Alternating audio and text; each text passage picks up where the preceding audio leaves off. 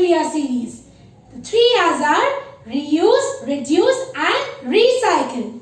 Children, whenever there is a party or a get-together, we are often left with some extra thermocol glasses or plastic glasses. What will we do with that? So today I'll show you an interesting creative artwork with that. So let's get started. See, over here I've got some thermocol glasses and some old newspapers. What I will do is, first I will take the newspaper and make a paper roll out of it.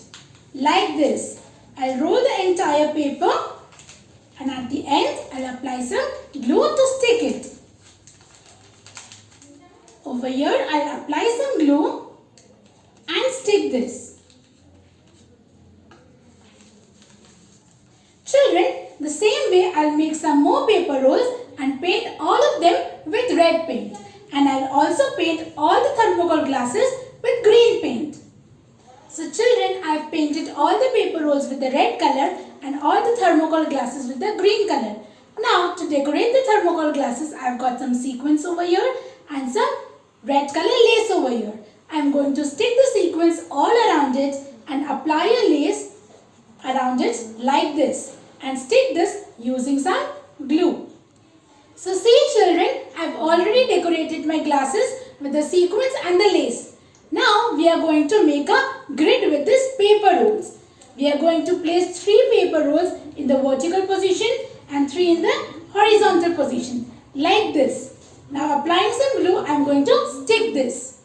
See children, I have made this grid. I have stuck it with the glue and to give a better support, I have tied a wool around it. Now I have taken this glass in one of my hands and with the help of needle and wool, I am going to prick it like this. See, and I will pull it straight like this. Now to decorate it more, I have some thermocol balls over here. I will just insert the thermocol balls and pass it like this. In every string, I am going to take 3 to 4 thermocol balls. And same way, I will do the other glasses also.